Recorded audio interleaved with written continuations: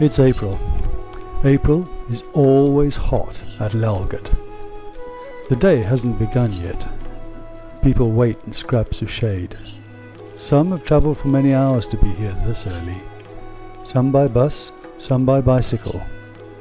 The poor have walked. A few have stayed overnight, some in lodgings in the village. The poor will have slept in a shelter near the gates. Sometimes it's a question of location. This small girl lives in a very remote mountain village, far to the north of Lalghat. When she fell ill, her mother had no alternative but to have her carried all the way down to Lalghat. She didn't utter a single word of complaint about the distance, or the hardship they had to endure.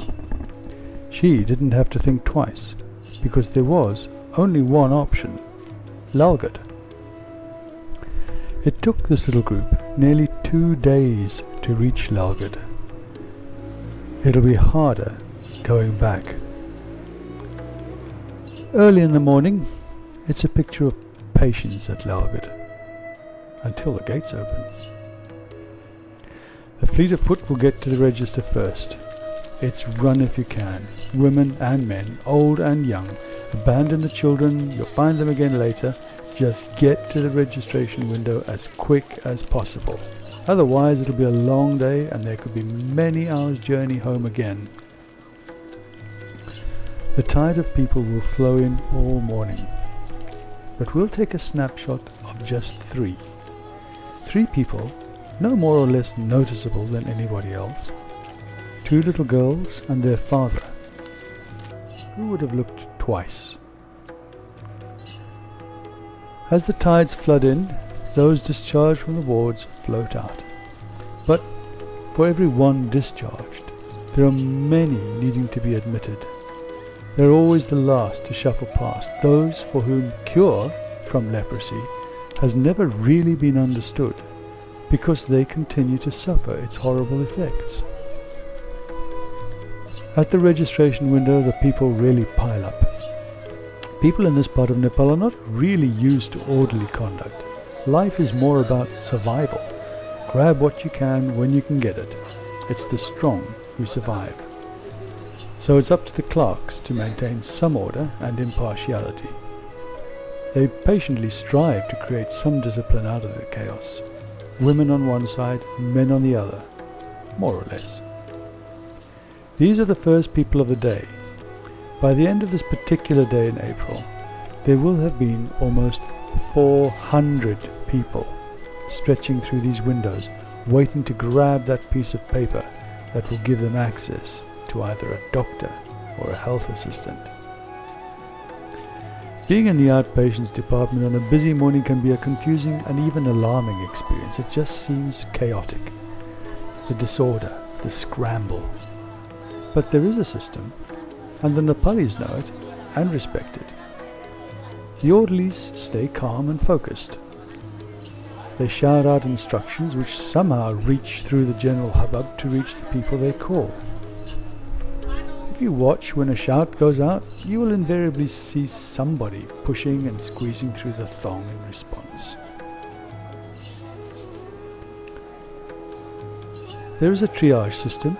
A doctor or health worker will briefly scan the person's record, ask a few questions and then decide which of his colleagues should see the patient. Not all can see a doctor. The doctor's times must be carefully allotted, for there are only 2 doctors. The patient load is also borne by health assistants and non-medical supervisors, but there are only 6 first-line people available altogether. And there will be 400 people going through the outpatients department on this day in April. And amongst them, there will be 14 new cases of leprosy. People are patient. They understand that there is a heavy demand for the services they want. They remain placid and generally good-natured. What else can be done anyway?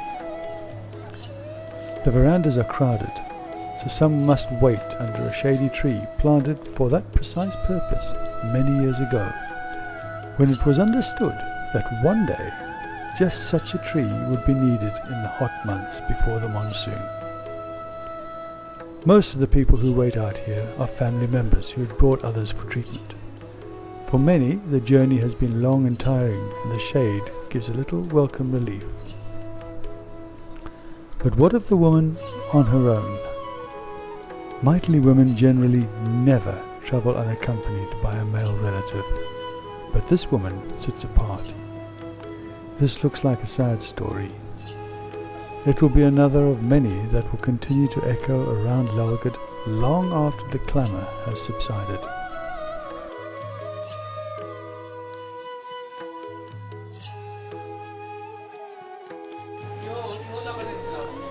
Can you recall these two little girls? You were given a brief glance at them when their little forms were captured in a still shot earlier. Well, here's their story. They have no mother. They're 2 of 6 children. They are poor. Their father had sacrificed a day's wages to bring them to Lalgod. He earns about $1 a day in busy seasons, nothing in slack times. They live far from Lalgod and had travelled on the back of a tractor and then by bus to get to the centre, a 3.5-hour journey. They had to stay for a second consultation, so they all slept outside the gates till this morning.